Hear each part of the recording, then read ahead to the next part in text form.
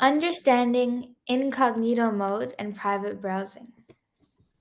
Table of contents. Today we're going to be discussing an introduction of what incognito mode is, the differences of incognito in between different browsers, private browsing misconceptions, extensions and add-ons in private browsing, examples of incognito mode, and best practices for real privacy.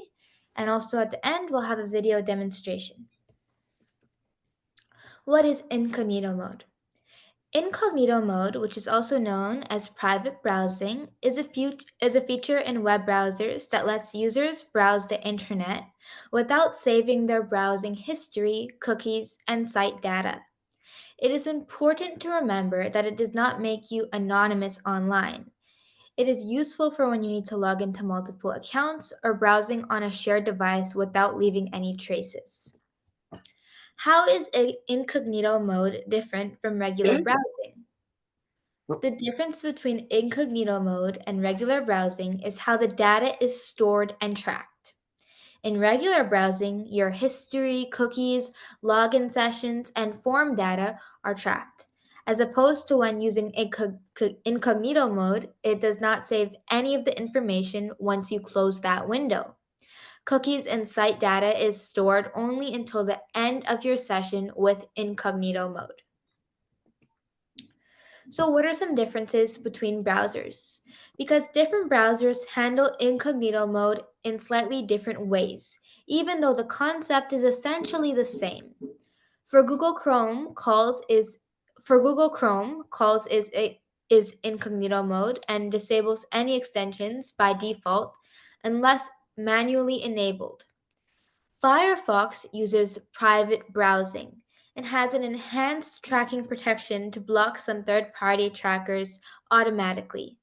And Safari also has private browsing with the same tracking protection. So, again, it's the same concept, but it's applicable in different browsers and you're able to use it in different scenarios. Differences between the browsers. So Microsoft Edge, again, this is a different browser that you could use. Microsoft Edge calls it in private mode and connects with the Microsoft Defender Smart Screen for an additional layer of security. Brave offers private windows with Tor integration for extra anonymity. What incognito mode does and does not hide?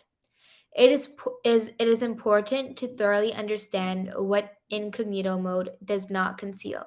Your activity still remains visible, and incognito mode does not hide your IP address, which means that your general location and device information can still be identified. While incognito mode does help keep your local browsing data, it also doesn't provide total anonymity. Some common misconceptions about private browsing modes, like incognito, is that people often believe they offer complete anonymity online. Another common myth is that private browsing deletes all traces of online activity. However, files downloaded and bookmarks created during such sessions, like incognito mode, remains on the device. Understanding these limitations and fine line is so crucial for users to be informed. Some limitations with incognito mode is that it does not protect against malware, phishing, or other online threats. Visiting malicious websites or downloading harmful files poses the same risk as in regular browsing.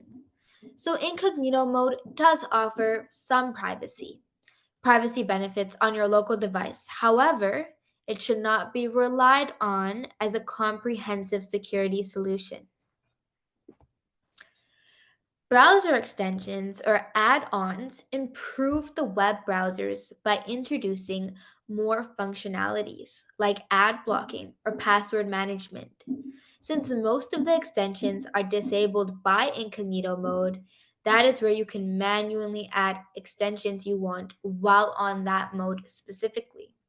It is important that you only enable trusted extensions and to stay vigilant for any suspicious suspicious behaviors to maintain online privacy and security. Because, as mentioned before, yes, incognito mode does offer some privacy for local devices. However, it's not a comprehensive security solution.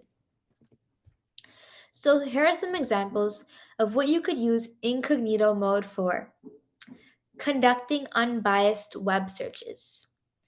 By not using the stored cookies or browsing history, your results will provide more neutral results. Another thing you could use it for is accessing multiple accounts simultaneously. It allows users to log into multiple accounts on the same web without interruptions from existing sessions. You could also test website functionality. It is good for when you have your own website and want to see what it looks like from the perspective of a new user.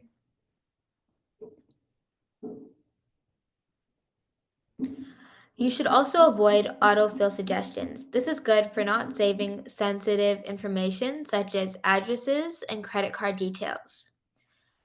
Another good idea is to use it when you're shopping for gifts on shared devices. When you need to buy a gift, helps prevent the browser from saving the hoping activity. Best practices for real privacy. To make sure to protect your privacy when on incognito mode, it is important to have a strong password and always enable two factor authentication. Make sure to regularly update your software and limit personal information sharing. You should also be using trusted privacy focused browser extensions. It is also important to regularly clear the cookies and cache. Thank you for listening. If you'd like to learn this lesson with the Cyber Seniors Mentor, please go to www.cyberseniors.org or call 844-217-3057 to register for a one-on-one phone session. We also host weekly tech drop-in sessions from 2 to 3 p.m. on Thursdays.